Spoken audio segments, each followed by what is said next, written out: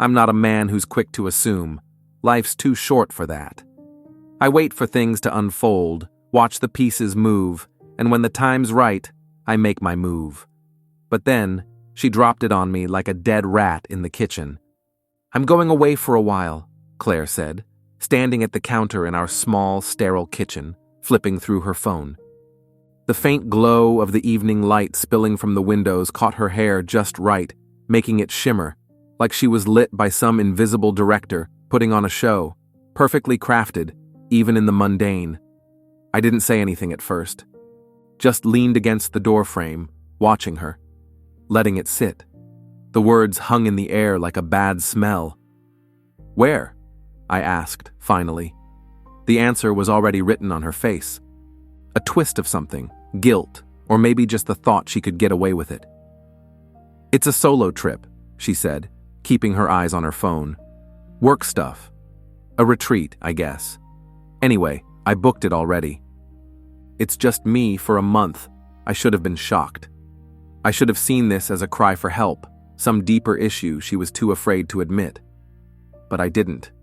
Instead, I was calm. Sarcastic even. "Solo, huh?" I leaned in a little, crossing my arms. "What's it for? Some spiritual retreat? A deep dive into the mysteries of yoga and kombucha?"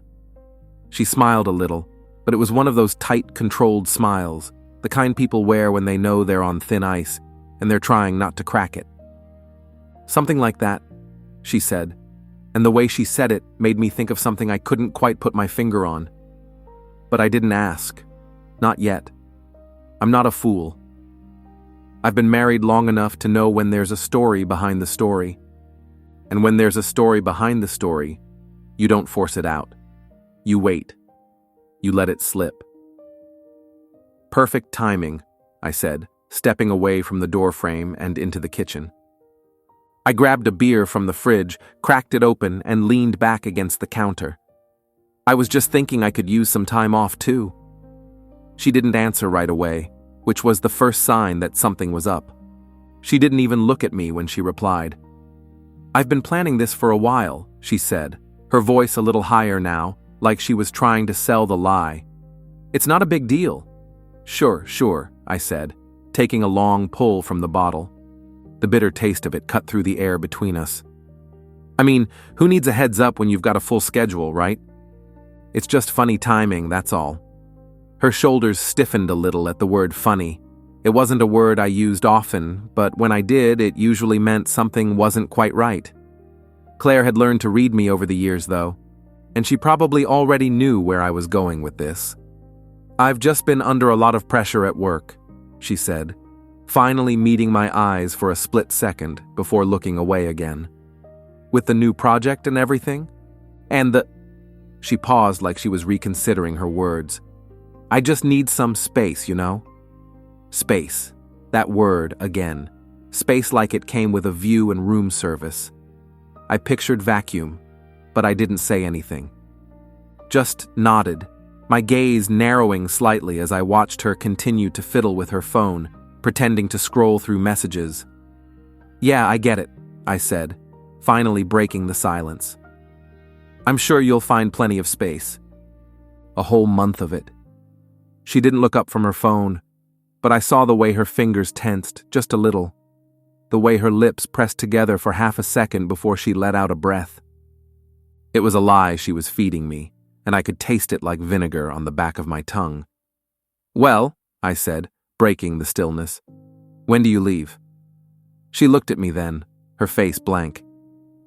"Next week." Next week. I watched her, not sure what I was waiting for. Some crack in the veneer, some hesitation, some shift in her posture that would let me know what was really going on. But there was nothing. She was good at hiding things. She had to be, with the job she had, the people she knew. "All right," I said, standing up straighter. "Sounds like a plan, You'll be fine," she interrupted, a little too quickly. "It's just a trip." "You know, for work," I nodded. But inside I felt the temperature in the room drop a little. I wasn't going to beg her to stay, wasn't going to sit around and plead for her attention. Number. I wasn't the one who needed to make a case.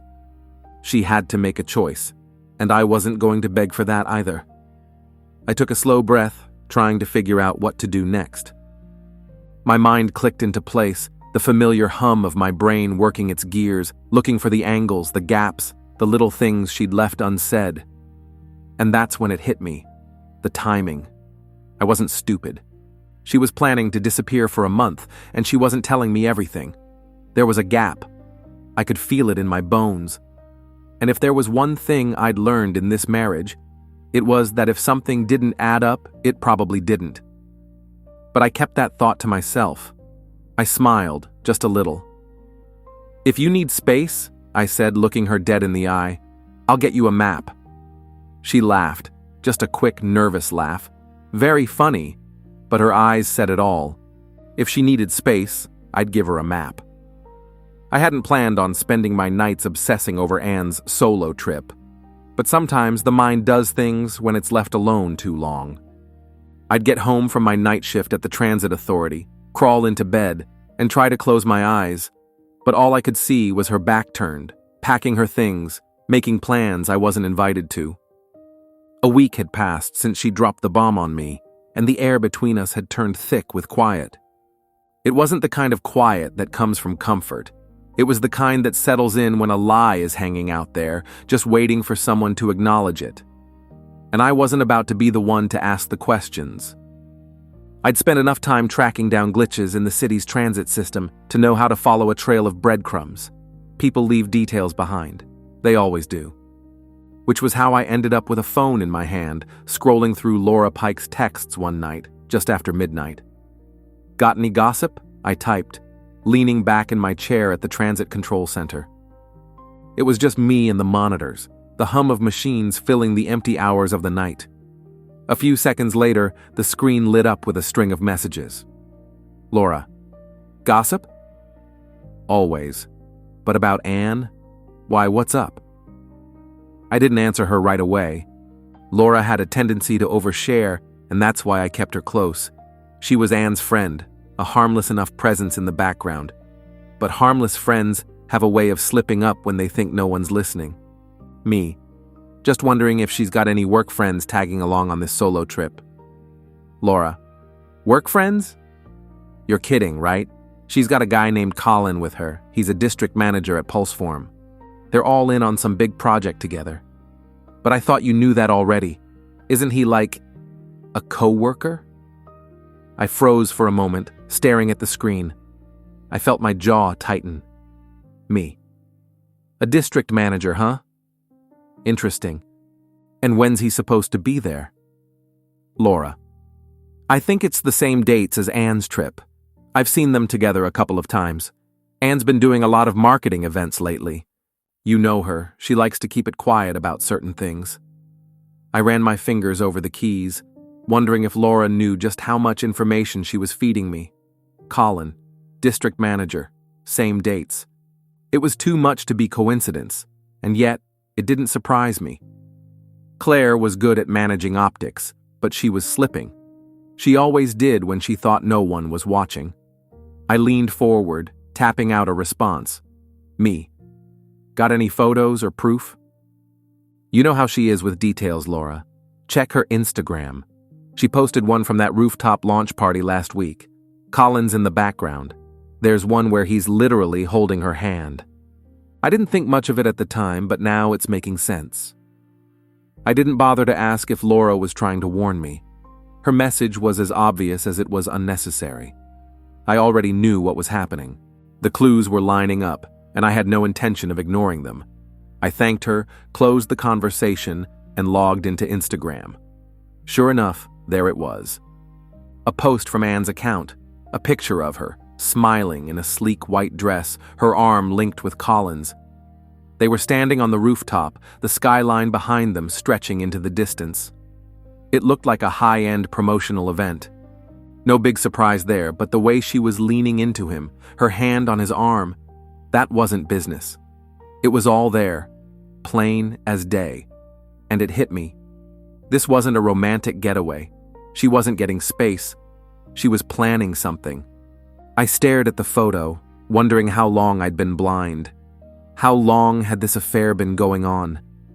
The truth was, I wasn't angry, not yet. I was more confused. This whole thing felt too organized, too clean. Claire was good at controlling narratives. I'd give her that, but I wasn't going to let her control this one, not when I had the upper hand. The quiet moments weren't just eating at me, they were giving me clarity. And that clarity was telling me I wasn't going to sit around and let this happen. I wasn't going to beg. I wasn't going to beg for her to come back. She'd made her choice, but I was going to make her see it. I started scrolling through the details I'd been keeping track of. Dates, locations, photos. I knew where Anne's meetings were happening, who would be there, and what kind of event she was involved in. The launch, the rooftop, the gym chain. Everything was right in front of me, but this time I wouldn't sit quietly. I was going to expose it. The city was asleep, but I was wide awake, and I was starting to see my next move. Information isn't power, it's pre-ignition. The garage was one of those places that felt like 1,000 other places. Concrete walls, metal pillars, flickering lights. It had the sterile, antiseptic smell of oil, exhaust, and something faintly metallic. The kind of place you don't notice unless you're looking for something, or someone. And tonight, I was looking for Anne. I had spent days observing her routine, watching for any hint of a break in her polished facade. The work events, the vague trips, the late-night meetings that didn't add up.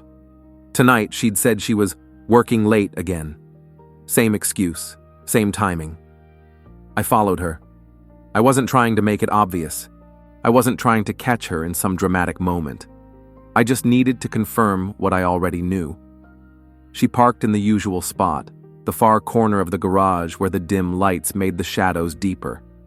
I hung back, keeping a safe distance. The thing about these garages is that they're maze-like, perfect for tracking someone without being seen. You could see everything from the higher levels but still blend into the corners. I watched as she got out of her car, wearing that same tailored coat and a scarf she liked, her hair wrapped up in a tight knot, businesslike. But she wasn't walking toward the elevator like she normally would. No, tonight she was standing there, waiting for someone. I didn't need to wait long. A few minutes later, Colin Ward stepped out from the shadows between two pillars, his silhouette unmistakable. He had that air about him, the kind of guy who thinks he owns the room before he even steps into it. Tall, athletic build, always dressed to the nines, like he had a personal stylist following him around. He moved toward her with that confidence, and for a moment, I almost felt like I was watching a bad movie. The kind where the hero knows exactly what's going to happen next, and it's never good. They exchanged a few words. No hugs, no kisses. But the way they stood, the little touches, the way she leaned in to hear him better, told me everything I needed to know. I could feel my chest tighten, but I didn't let it show. I wasn't here for emotions. I was here for facts. When Colin leaned in a little too close, I stepped back into the shadows. I didn't need to see more. I knew what was happening now. They walked toward the elevator, and I could hear the soft sound of their voices, too low for me to catch the words, but the tone was unmistakable, intimate, familiar. I made my way to the stairwell. I wasn't about to follow them in an elevator, too obvious. Instead, I took the stairs, moving quickly but quietly. I could hear the faint ding of the elevator doors as I passed the levels, each floor bringing me closer to them. When I reached the top, I waited, crouching behind a row of parked cars. My heart was beating in my chest, but I forced myself to breathe. This wasn't about confrontation, not yet. It was about making sure I had what I needed. The footage I'd seen in the reflection of her sunglasses earlier, that wasn't just a glitch. That was a real moment.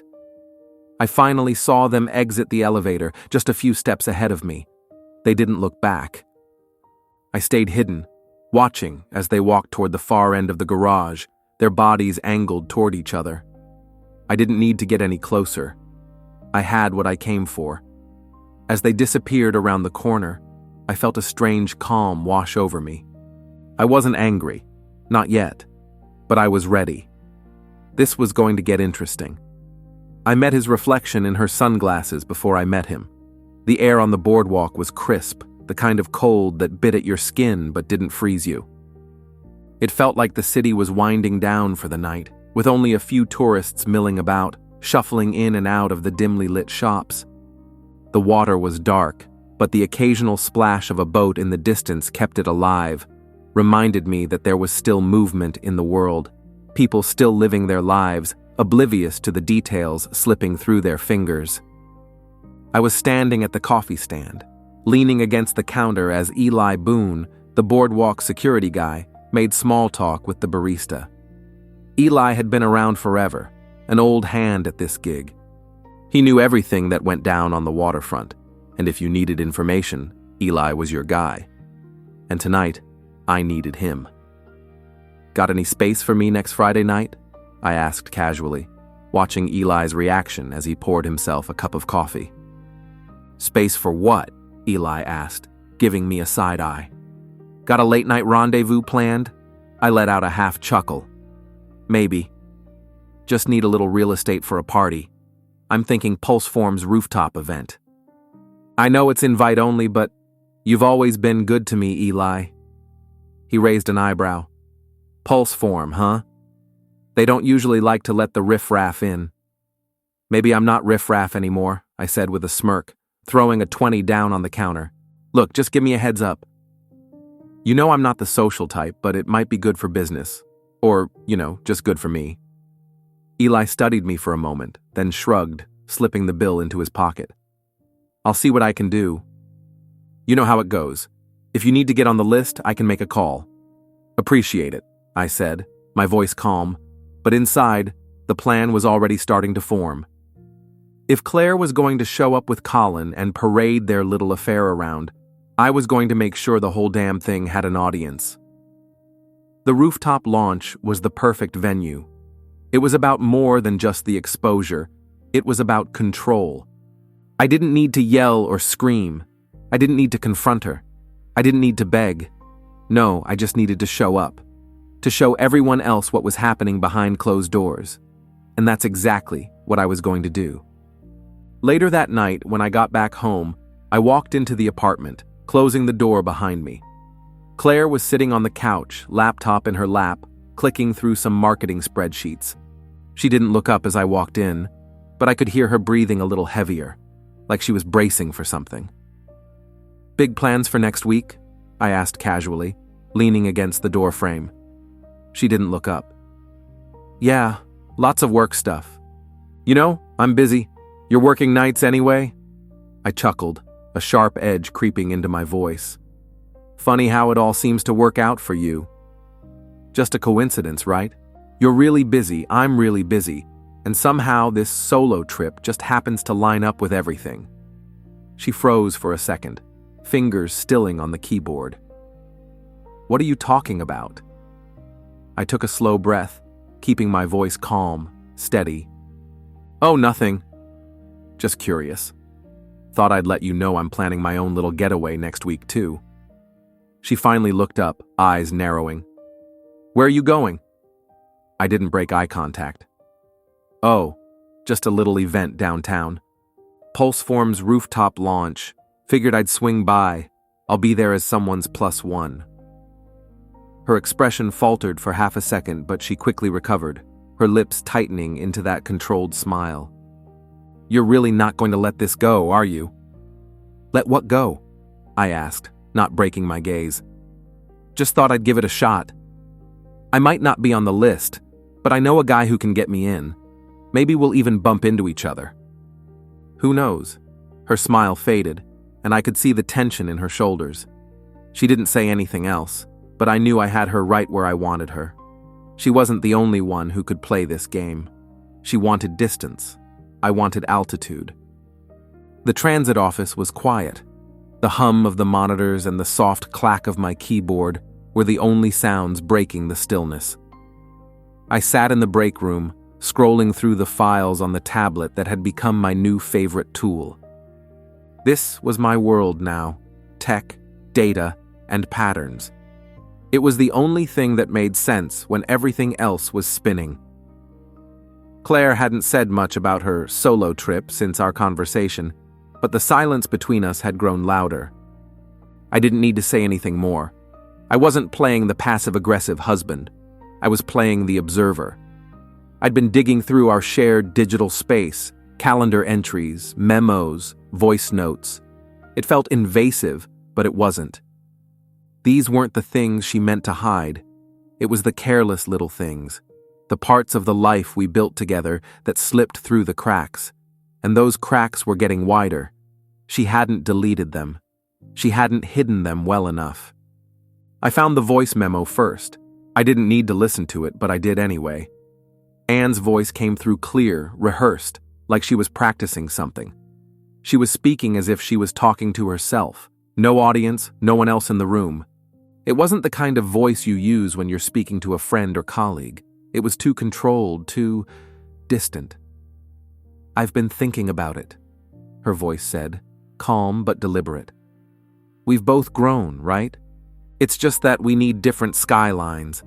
I've been trying to see where this fits, where I fit. I think the break is what we need. Maybe it's for the best. There's no other way to make this work. He'll understand. He always does." Her words hung in the air, hitting me like a slap. Different skylines? She wasn't talking about us. She was talking about me. The "we" was the convenient phrase. The break was the exit. And the "he" was Colin. I'd been right. It wasn't just about the affair. It was about her leaving the version of herself that included me. I closed my eyes for a moment, but I didn't let the anger take root. I didn't have time for it. This wasn't about what she was doing with Colin. It was about how she was planning to rewrite everything, make it look like something it wasn't. I backed out of the memo, swiping through more files, calendar notes, meeting schedules, hotel bookings, and there it was, a double-booked weekend. Claire had scheduled a work trip the same weekend as her solo escape, and guess who was tagged in both events? Colin. Not just coincidentally tagged either. It was an overlap, careless, a flaw in the narrative she'd crafted for herself. I leaned back in the chair and let out a breath. I wasn't going to give her the satisfaction of breaking down.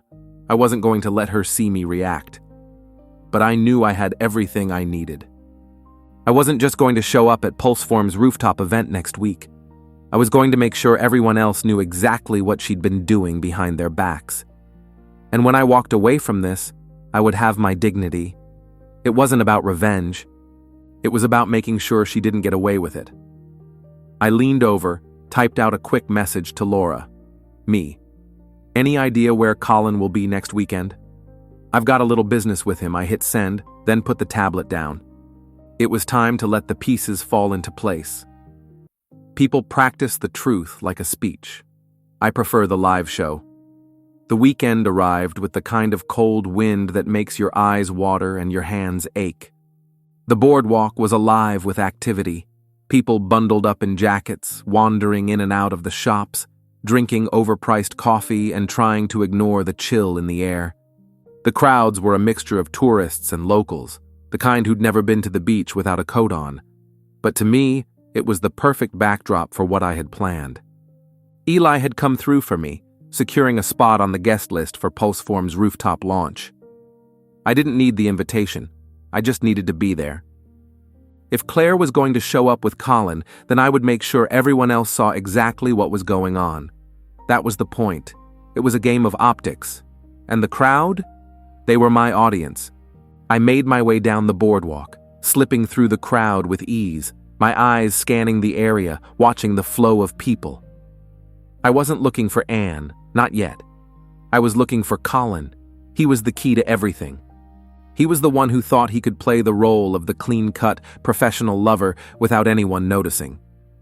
Tonight, I was going to make sure he understood the cost of his little charade. And there he was. Standing near one of the kiosks, a small crowd gathered around him as he handed out flyers for some Pulseform promotion. The guy was so used to being the center of attention that he didn't even notice me watching him. He had that smug, self-assured look on his face, the kind of expression that says he's above it all. I could feel my lip curl into a half smile as I approached. I wasn't trying to sneak up on him. I wanted him to see me. I wanted to send a message. I took my time, walking slowly as I passed by the kiosk. The crowd was close enough that I knew they could hear our conversation. Colin caught sight of me, and his expression shifted just a fraction, almost imperceptibly. But I caught it. He knew who I was, and I knew he wasn't expecting me. "Hey, Colin," I said, my voice cutting through the ambient noise of the boardwalk. "How's business? You handing out flyers for the new fitness class?" His smile faltered for a second, but he quickly recovered, his hand still holding the stack of flyers like it was a lifeline. "Nate," he said, his tone polite, but laced with tension. "Didn't see you there." "Business is going well, just keeping busy." I stood there, letting the tension stretch out between us, before I leaned in a little closer, lowering my voice just enough so only he could hear. "Yeah, I'm sure it is," I said. "You know, I've been thinking about that rooftop launch. Looks like it's going to be a good time. I might swing by myself. +1, of course." His jaw tightened, and I could see the wheels turning in his head. He knew exactly what I meant. He had to, but I wasn't done yet. I took a step closer, my eyes never leaving his. The crowd around us had started to move, but I could feel their eyes on us, watching, waiting. I wasn't going to back down. "And Colin," I said, voice low but firm, "that little calendar overlap of yours? It doesn't look so clean from where I'm standing." His face paled slightly, and for the briefest moment I saw a flicker of panic. Good. Let him feel it. Before he could respond, I took one more step forward. Then, with the quickness of someone who's done this before, I slapped him, hard, across the cheek. The sound echoed through the crowd. It was sharp, shocking. And in that instant, it didn't matter who saw it. He staggered back, his hand flying to his cheek, his eyes wide. But I didn't give him a chance to recover. I turned on my heel, walking away as the whispers spread through the crowd, the tension still hanging in the air like a storm cloud. I didn't need to stick around. I had already made my point, and I was pretty sure Colin had gotten the message loud and clear. The crowd swallowed the sound. His pride didn't. The apartment felt colder when I got back. Not from the temperature, but from the silence that had settled in. Claire hadn't been home when I walked in, and I had to admit, I liked it that way. I wasn't ready to see her, not after everything I'd found out. Not after slapping Colin in front of a crowd and making a spectacle of their little affair. I didn't feel guilty about it. Not for a second. Every little piece of information I had been collecting, all the facts I'd been piecing together, had been like weights stacking on my chest. But that slap? It felt like lifting something heavy off my shoulders. I wasn't the villain in this story, and tonight was proof of it. I sank down onto the couch, the soft fabric pressing against me as I pulled out my phone and started scrolling through Laura's texts again. It had been a few days since I last checked in with her, but I knew I could count on her to keep things in motion. She had a habit of gossiping, but it wasn't just the trivial stuff that caught my attention. It was the timing. Laura had a way of getting people to open up when they thought they were talking to someone harmless. Me. Any new whispers in Anne's circle? A minute passed, then her reply popped up. "Laura, you were right. It's all falling apart. Some of the girls are talking about Colin's business trip to see a client this weekend, same weekend as Anne's solo trip. Someone mentioned she was just using him as leverage. Her name's even on a transfer list. She's being groomed for a promotion, you know? VP level. But she's got to present the clean break narrative, according to the word on the street. She's not leaving you for him, Nate. She's leaving you so she can pitch herself as an untarnished asset." I stared at the screen, the words ringing in my ears. Laura had dropped the bomb, and it made everything make sense. This wasn't about love or some ill-fated affair. It was a transaction. Claire hadn't been trying to get out of our marriage because of Colin. She had been setting herself up to move up the corporate ladder. She had used him as leverage, a pawn in her game. I felt something shift in me, something colder. This wasn't about revenge anymore. This was about setting the record straight. She didn't get to leave me behind as a casualty of her rise to the top without facing the truth. I wasn't some footnote in her glossy new life. I took a breath and hit send.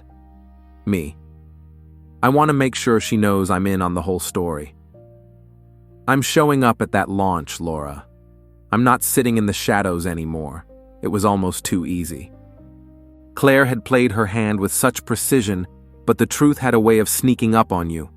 I wasn't going to make a scene. I wasn't going to yell. I wasn't going to beg her to stay. I was going to make sure she faced the narrative she had been building. And at Pulseform's rooftop launch, I'd make damn sure everyone saw exactly who she had been using. The truth was like oil, slick, uncontainable. Once it was out, it stained everything. And Anne? She'd just put a target on her own back. She asked if I was trying to embarrass her. I wasn't. Yet. The storm had rolled in by the time I arrived at Colin's townhouse.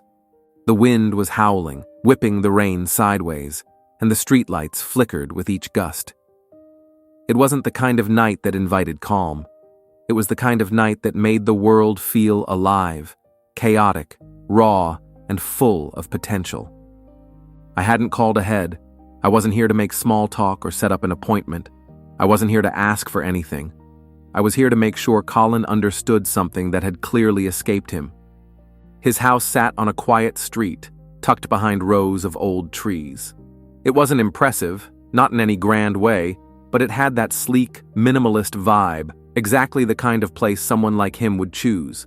Everything was precise, neat, and cold. I knocked once. There was no answer. I knocked again, louder this time. I wasn't in the mood to be polite. Colin didn't answer, but I could hear footsteps on the other side of the door. Finally, it opened. He stood there, shirt untucked, sleeves rolled up as if he'd just gotten home from a long day at the office, but his eyes widened when he saw me. "Can I help you with something, Nate?" he asked, his voice stiff, like he was already preparing for a confrontation. I didn't answer right away. I just stepped inside, brushing past him without a word. The door clicked shut behind me, the sound swallowed by the storm outside. "Get out," he said, his voice starting to rise. I turned to face him. "You don't get to tell me what to do," I said, my voice low but steady. "You don't get to pretend you're the good guy in all of this. You don't get to use my wife to climb the ladder." He stiffened, but there was a flicker of fear in his eyes. He wasn't used to being challenged. Not like this. He took a step forward, trying to regain control, but I was already there, moving faster than he could react. Before he knew it, I had him pinned against the wall, my hand gripping his collar, holding him there for a moment. "You're not as untouchable as you think, Colin," I whispered, my breath hot against his cheek. "You don't get to walk away from this without consequences." I let go and stepped back, watching as he straightened himself out, trying to regain his composure. But the fear was there. He knew what I was capable of. I didn't need to do anything more. I had already made my point. He learned the difference between quiet and tame. The night after my visit to Colin's townhouse, I couldn't shake the feeling that something wasn't sitting right. I had made my statement, hadn't I? The confrontation, the tension, the fear I'd seen in Colin's eyes. It should have been enough. And yet, the nagging thought kept spinning in my head, gnawing at me like a rat on a bone. The truth was, I wasn't just fighting Colin. I wasn't even fighting Claire anymore. No, I was fighting a narrative, a story Claire had been crafting for months, maybe even longer. I had thought I understood it all, the affair, the manipulation, the lies. But now, I was starting to see the whole picture. And it wasn't what I had expected. Maya, my co-worker, had the same look on her face when I told her about my little trip to Colin's house. She had the calm, competent demeanor that made her a good partner at work, but she was no nonsense when it came to reality checks. "Let me get this straight," she said, sitting across from me at the diner booth, stirring her coffee absently. "You're telling me Claire isn't just cheating on you with Colin. She's been planning something much bigger, haven't she?" I met her eyes. "What do you mean?" She leaned in, her voice dropping lower. "She's not just leaving you for him, Nate. She's been positioning herself for a promotion, something big. I'm talking about a transfer, VP level. She's been playing you both. You're not the love interest in her story, you're the stepping stone. Her clean break is about her image, not about you or Colin." I felt the ground slip under my feet. I'd been blind to it. The affair was never the endgame. Claire hadn't been leaving me for Colin. She had been leaving me so she could sell a clean break to Pulseform's higher-ups. Her betrayal wasn't personal. It was professional. She wasn't in love with Colin. She was using him as a pawn to climb the corporate ladder. I sat back, the weight of the truth settling over me. It was worse than I thought, worse than just an affair. This was a calculated, cold strategy. She had already decided who she was going to be. I was just part of her plan. She didn't pick him. She picked not me. The city was alive with the thrum of fireworks bursting over the lake, their flashes lighting up the dark sky in sharp, glittering bursts. The crowds had gathered along the boardwalk, people sipping drinks, kids running after sparklers, and all of it wrapped in the sound of distant sirens and the occasional shout of excitement. It was chaos, but the kind that felt almost celebratory. I was supposed to be with Anne. That was the plan anyway. We'd be at the fireworks together, mingling with the crowd like everyone else, enjoying the night. But things had changed. I wasn't going to be that guy anymore, the one who sat quietly, pretending he didn't see the cracks in the walls. Instead, I had made my move. Claire was at the launch party, of course. I could feel her presence in the air. Pulseform's rooftop had been transformed into an exclusive event, full of the city's glitterati and the corporate sharks who would dance around her during her big presentation. I was there as well, but I wasn't just going to stand in the background anymore. I was the storm now. I knew Claire would try to brush it off when she saw me. She'd put on her professional face, that mask she wore so well in public, but tonight would be different. Tonight, I wasn't just a side character in her perfect world. I made sure to position myself at the far edge of the event, watching, waiting. She was talking to a group of people when I approached her, careful not to let my presence be too obvious at first. I watched her laugh, that controlled smile of hers flashing like it always did when she was in her element. But then I stepped forward, cutting into the conversation with a calm, deliberate smile. "We need to talk," I said, loud enough to be heard, but not to cause a scene. Yet.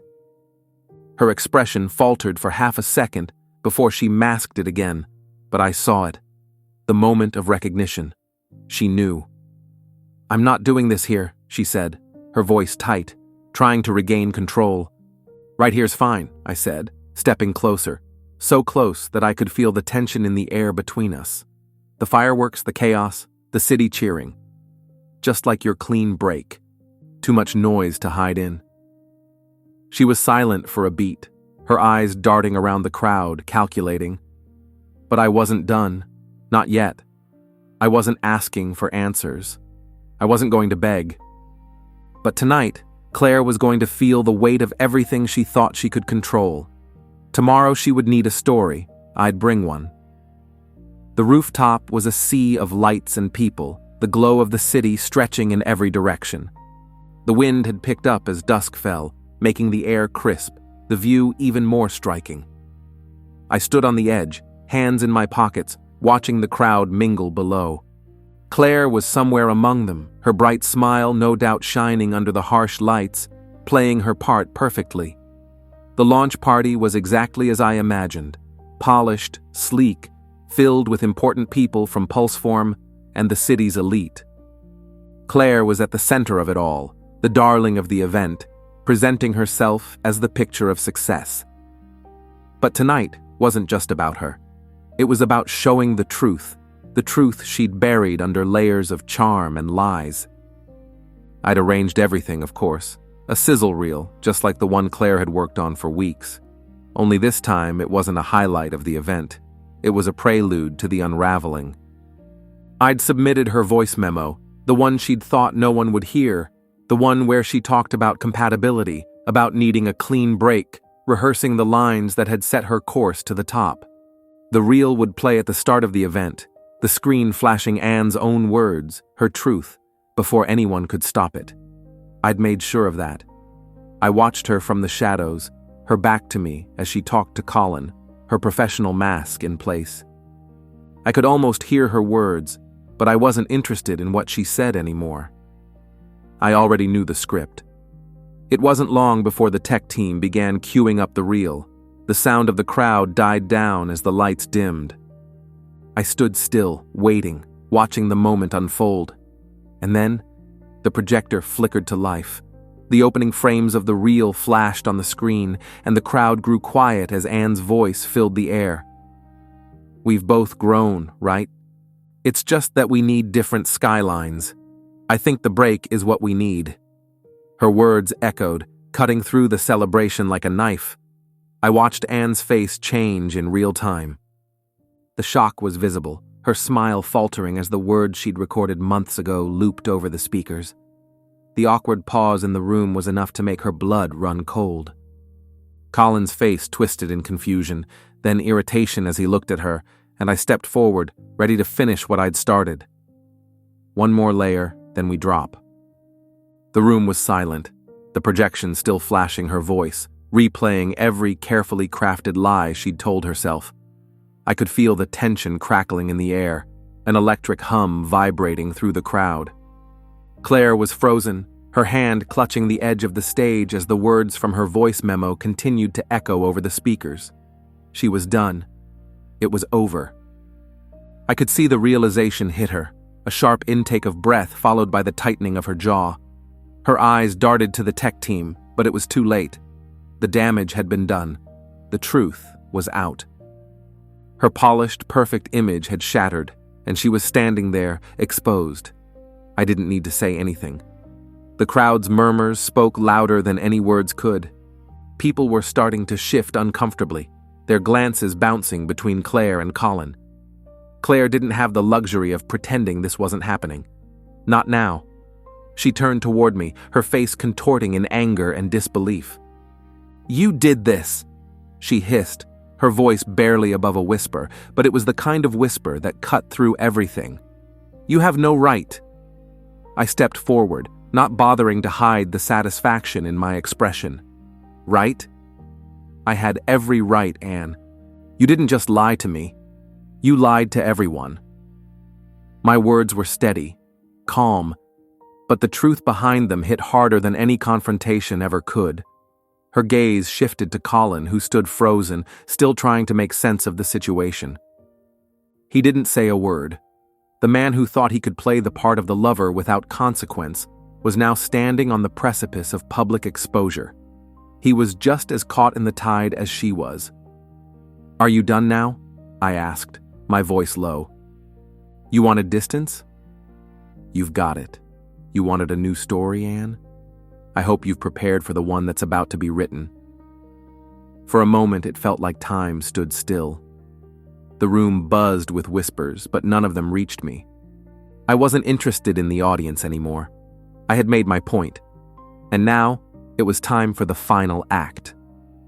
I turned and walked toward the exit, the noise of the crowd barely registering in my mind. But as I reached the door, I heard Anne's voice behind me calling my name. But I didn't turn back.